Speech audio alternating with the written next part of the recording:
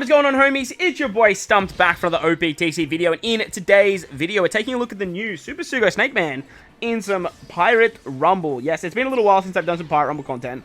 Let me know in the comment section below if you guys want to see some more Pirate Rumble content, even though it's sort of not that relevant at the moment with stuff like Shanks and Ben Beckman, Lucky Roo, some Usopp. I do have some shooter stuff planned for some Pirate Rumble, so hopefully we can get that popping. But let me know in the comment section below if you guys like the Pirate Rumble stuff. And while you're down there, don't forget to belt the like button for me. If you're new to the channel, you haven't done so already, hit that big red subscribe button. But Luffy, he is a Psy Free Spirit fighter unit. So you know what that means. The Psy Free Spirit team just got an extra buff. However, I don't know who was like making this unit and decided, hey, let's make a Luffy SNAKEMAN defensive unit. Like, defeats the whole concept of the actual unit itself, in my opinion.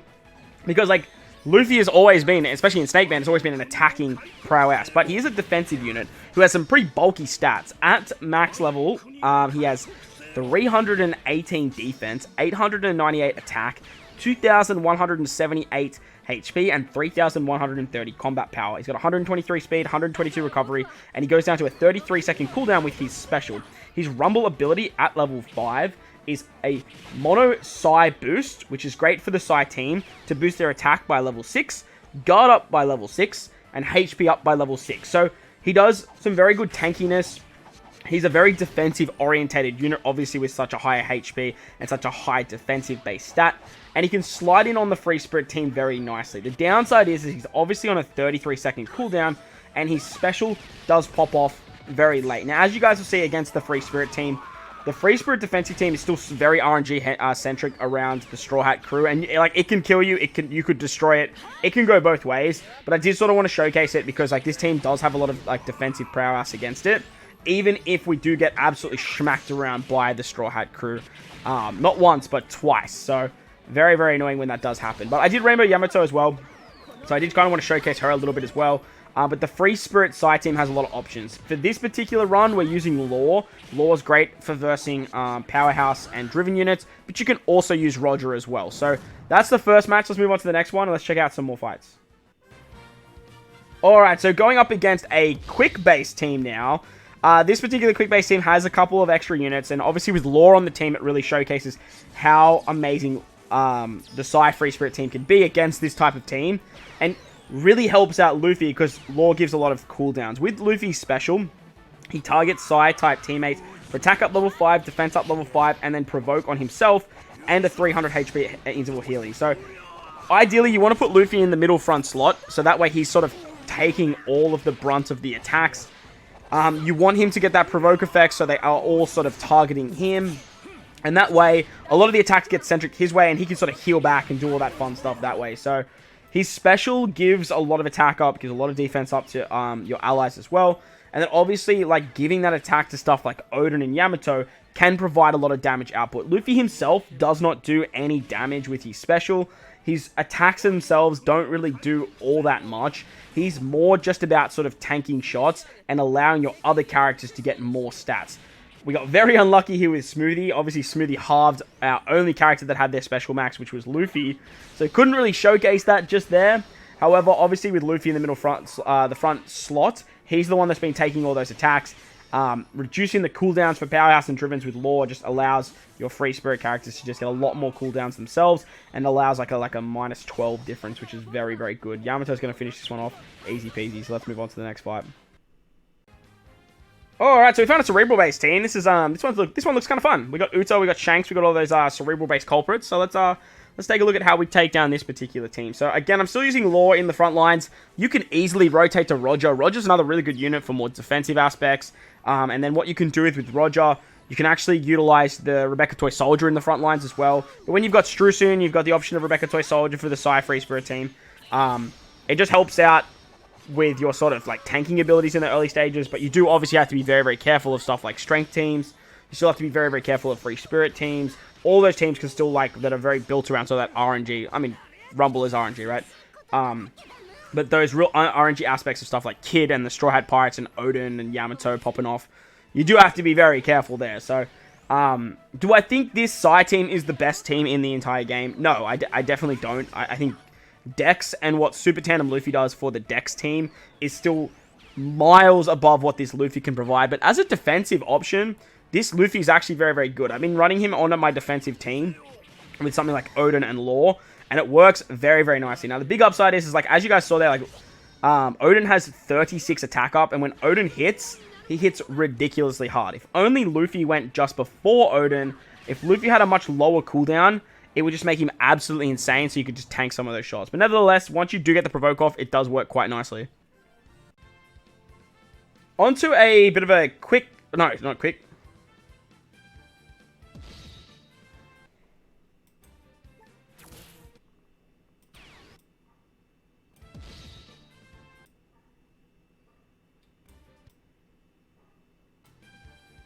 Alright, so moving on to a bit of an int-based team now. I've put Roger actually in the front now with Rebecca Toy Soldier to show off just a little bit of a different combination for this particular team. With Roger in the front, he's very, very good at nerfing. Rebecca Toy Soldier can give a bit of more attack up. They can also do defensive prowess. And then when Streusen comes in, if someone dies, then he can also help out the team with some more defense up options and stuff like that. But Roger provides a little bit more defense, a little bit more attack, but a lot less special cooldown reduction, which can be a bit of a hindrance here and there. But when you aren't versing stuff like Powerhouse and Driven units, like, Law isn't really essential. Now, as of recording this, I don't have my Roger at level 150. I do have my Roger at level 150 now, and I would love to try this team again with Roger in the front lines.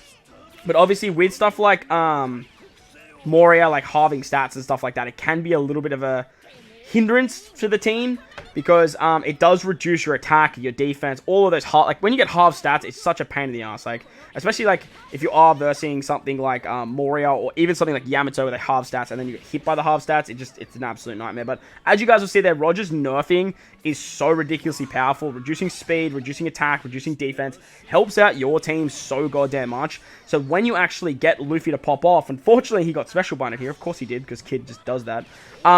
When you actually get Luffy to pop off and actually get his special going with the provoke ability, and every attack sort of comes his way that's not a special, he just sits there and he just tanks for days. The guard up, the defense up, the healing that he gives himself is so damn nice.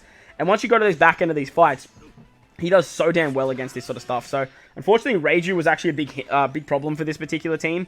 There was Kid and there was Moria, but like I didn't really find them to be too much of an issue, really, to warrant bringing in Law. And I just realized actually too, like when I was doing this fight, that's Sanji, and his actually nuking capabilities in the back line is actually pretty powerful for an int-based team, because he's also a powerhouse unit. But as you guys will see there, with Luffy just sort of taking the brunt of those attacks, he does quite nicely, as he still has a lot of HP, he has a lot of healing, he gets his HP back quite nicely, and sitting in the front just allows him to sort of, again, just pester the units on the other team to just like come at him, and he's just so self-sufficient with his defensive prowess that it's very easy to let your attacking units of Yamato and Odin go absolutely berserk. So we have one more fight for you guys, and then we're going to wrap the video up. So let's take a look at a big quick team.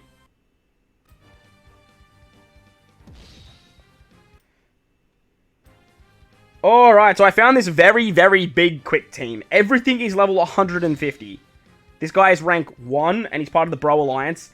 I wanted to sort of bring Law back into the front lines, obviously with Streusen for some more defensive capabilities, and actually take this on, because level limit break not only helps a lot in Kazuna, but it also drastically affects PvP. The reason it drastically affects PvP is because all of the stats will then get multiplied and will get higher the higher your level is. Now, when you're at level 150, you are doing a lot more damage, you have a lot more HP, you have a lot more defense, and obviously cotton candy and stuff like that helps out more too. So if you're playing a lot of Pirate Rumble and you have your cotton candy shrines high and you're grinding a lot of cotton candy and your units are really decked out, like level 150 max cotton candy, like the highest they can possibly be, your Pirate Rumble teams are going to be very strong. Now, lucky for us, we actually got Luffy to go off early. This guy's using stuff like the new Fujitora, as well as Shiki with a very good defensive-based quick team. Shiryu's the driven quick unit. Kaido's a driven quick unit. You've got a Kainu who's a driven quick unit. And then you've got your powerhouse units like the Brogy Monsters,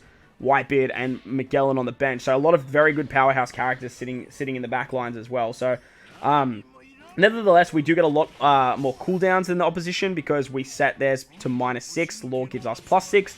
But once they do pop their specials off, because they manage to tank literally all of our shots thanks to their 150 stats, we do take quite a bit of damage. But as you can see, Luffy's still sitting there very, very nicely with a nice chunky guard, a nice chunky defense pool, as well as that healing that's keeping him going. Yamato, Odin, they're the ones doing all the damage on this team, and as long as Luffy can sort of just keep tanking in that middle slot, it helps out the team a lot, because a lot of the damage is getting headed Luffy's way. Now, the big downside I did find to Luffy, obviously with his provocability, is that specials, they don't really target the provoked enemy. I think they do have a chance of sort of going after that particular enemy. However, it's not like that all of the provoke is focused on said enemy per se. So this particular team was like really fun to come up against. Quick is not exactly like the craziest team anymore, but when they have level 150 stats with some of the newer Pirate Rumble units, it can get a little bit scary. A little bit scary indeed. We got the Brogy monsters coming in just get absolutely destroyed by Odin in the first like 10 seconds, which was a little bit funny. So that's kind of interesting. We lost Yamato. We have to take a Whitebeard shot here, which Law manages to just hang on. But lucky for us, Psy, Free Spirit has some very good Pirate Rumble units themselves. And we actually have Rebecca Toy Soldier on the bench who can do some nuking themselves. So that's going to wrap up the Pirate Rumble show, guys. Like I said, if you guys want some more Pirate Rumble, let me know in the comment section below. While you're down there, belt the like button for me. If you're new, hit the big red subscribe button. But most importantly, wherever you are in this beautiful world, please remember to enjoy the rest of your day. As always, homies, I thank you for watching, and I'll catch you all in the next one. Lates!